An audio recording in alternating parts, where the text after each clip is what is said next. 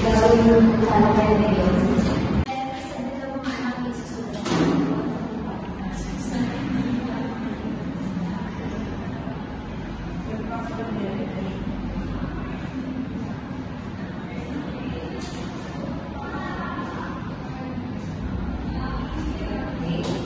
So, mga anak,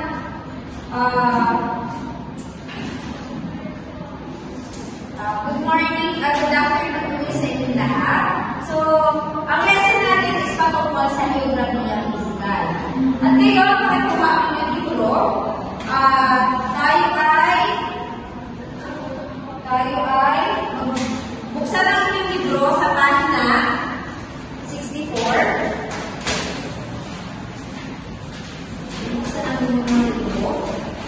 Ngayon, nakabasa na ang relatibong lokasyon. Maaari kong basahin sa relatibong lokasyon.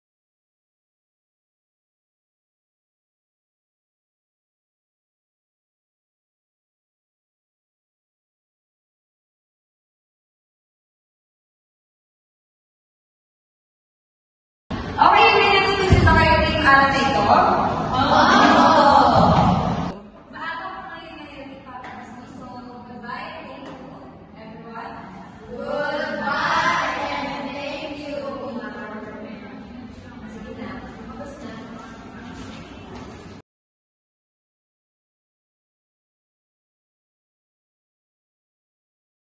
Justin, ano naman yung ginagawa mo? Teacher, gumagawa ko ang presentation sa Canva. Ano yung Canva?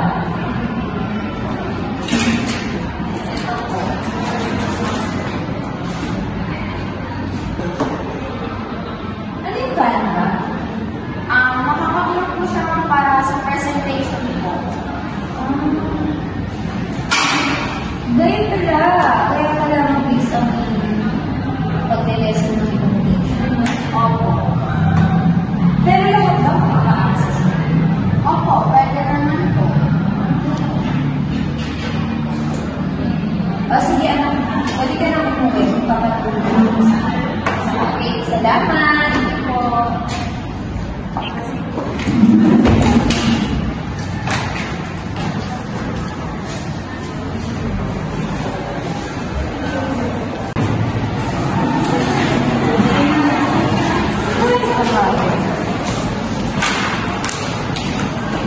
Sabi ko kami susulat. Ay, teka lang. May naalala pala ako. Anak, halika dito. Ano yun? Sabi kasi ng isang estudyante ko, nagamit daw ang Canva sa paggawa ng presentation. Napapakasama ko sila ng mga sa parang bumas. Marunong ka ba? Siyempre na eh. Wala pa ako pa na hindi na lang. Buka dito. So, ganito yun lang. Simulan natin siyempre sa headlights. Okay. At i-edit. Meron po mga elements yan na yung kakatulog ko. Ito, dahil ito. So, dahil yan na, nasulat na natin yung headlights at title mo. Nalagyan na rin natin ng mga design. Dahil ito, ito. Okay na po ba yun sa inyo? Bakit gumagalaw yung mga tao? Ganyan po talaga sila na at tawag po dyan ay animation. Para na siyang, no? High-tech. Grabe na. Pwede ba ipakita sa akin ng buo para makita ko? Anong buol ko? Ganyan lang. Ang galing, no? Pati yung mga, ako, hindi ko makita. Pwede na pala ako kahit araw-araw ko magturo, no? Pwede ko na ilagay dito na hindi nagsusulat sa Manila Picture araw-araw. Pwede din yan na, mabilis lang. Ang ganda ito.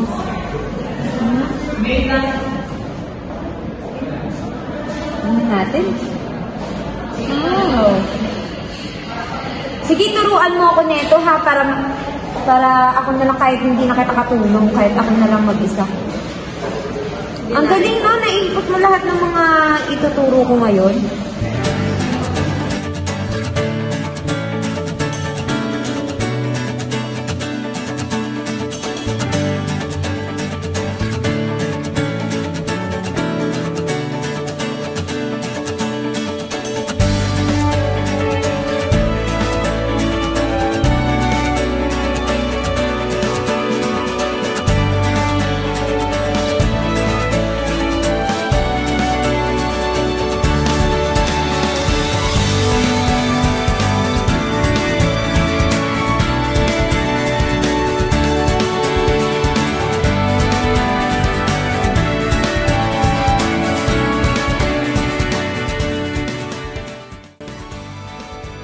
Technology has transformed education by shifting from traditional methods to more accessible and interactive learning experiences.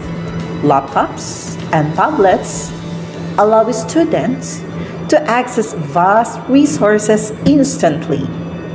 However, this shift also presents a challenge.